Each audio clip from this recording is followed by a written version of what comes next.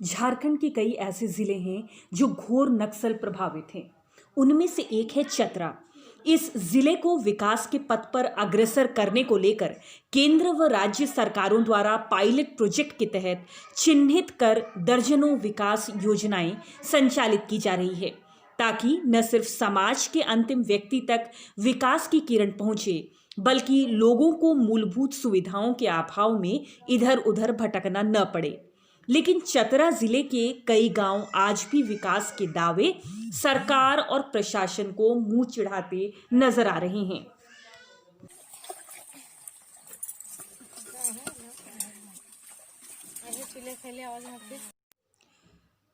चतरा के विकास के लिए राज्य के मंत्री से लेकर आला अधिकारी लगातार दौरा करते हैं और कई दावे भी करते हैं, लेकिन जिले के नक्सल प्रभावित लावालौंग प्रखंड के अंतर्गत मंधनिया पंचायत के सिकनी गांव के लोगों को आज भी शुद्ध पेयजल नसीब नहीं हो रहा है। ये लोग मूलभूत सुविधाओं तक से महरूम हैं। इस प्रखंड से स्थानीय विधायक होने के बाद भी लोगों को सरकारी योजनाओं का लाभ नहीं मिल रहा।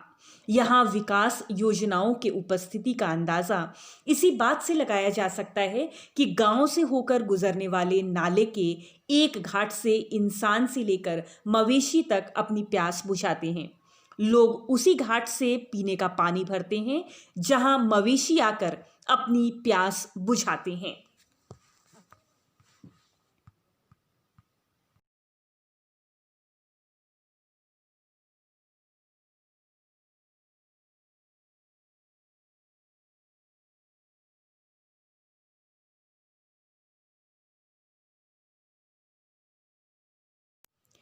कैमरे में कैद हुई तस्वीरें विकास के दावों को मुंह चिढ़ाती नजर आती है।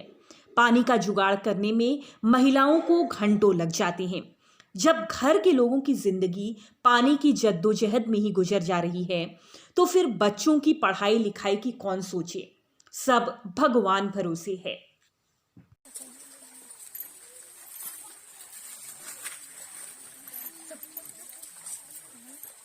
अनुसूचित जनजाति बहुल इस गांव के लोग जल संकट की समस्या से जूझ रहे हैं। स्थिति यह है कि यहाँ के लोग प्रशासनिक उपेक्षा के कारण जंगल से निकलने वाली नदी और नाले के दूषित पानी को पीने के लिए मजबूर हैं। ग्रामीणों के अनुसार गांव में दिखावे के लिए एक दो चापाकल है भी, तो वे विगत कई वर्षों से क्षतिग्रस्त होकर खराब पड़े हैं। बावजूद इन सब के अब तक किसी भी सरकारी रहनुमाओं की नजर इस गांव पर नहीं पड़ी है, जिसके कारण रोजाना गांव के पास वाले नदी से निकलने वाले नाले का गंदा पानी ले जाने के लिए ये ग्रामीण मजबूर हैं। हमको पानी के बहुत तकलीफ है सर। हम लोग ढोढ़ा से दुमहन ढोढ़ा से हम लोग पानी चूमा छिड़ते हैं तो हम लोग पीते हैं।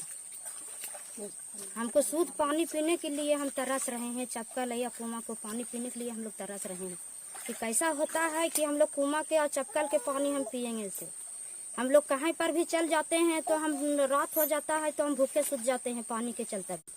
मुखिया के कई बार भी बोले हैं, अपना से भी वो मुखिया ध्यान नहीं देता है।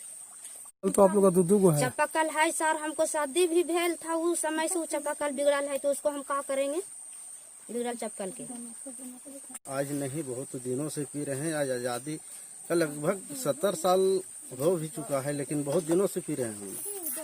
हमारे पिताजी भी इस पानी पीते पीते चल बसे और यही पानी से जो भी कर्म किए। और सरकार से ही मेरा कृपया है कि सरकार कम से कम हम लोग के शुद्ध पानी पीने के लिए पानी का व्यवस्था। शुद्ध पानी का भी नसीब नहीं हुआ, दो बूंद भी। बनवा देंगे सर, हम बनवा देंगे। कुआं नहीं, पूरा कुआं भी बनवा देंगे। चापाकल के हम ध्यान से उतर गए, अभी इन लोग लिखवाए, लेकिन हमको ध्यान से न रहा कि लिखवाए से। हम नहीं तो बनल थी बिगड़ल सुनते नहीं तो हम बनवा देते उसको। नहीं मुखिया जी, बनवा देंगे उसको। नहीं ये चीज आप पारित भी भेल है चापाकल के, हम उसको भी ला कर गड़वा देंगे इन लोग को। इन लोग बोलबेन किया था कि यहाँ ढोढ़ा गढ़ा से पानी पी रहे हैं।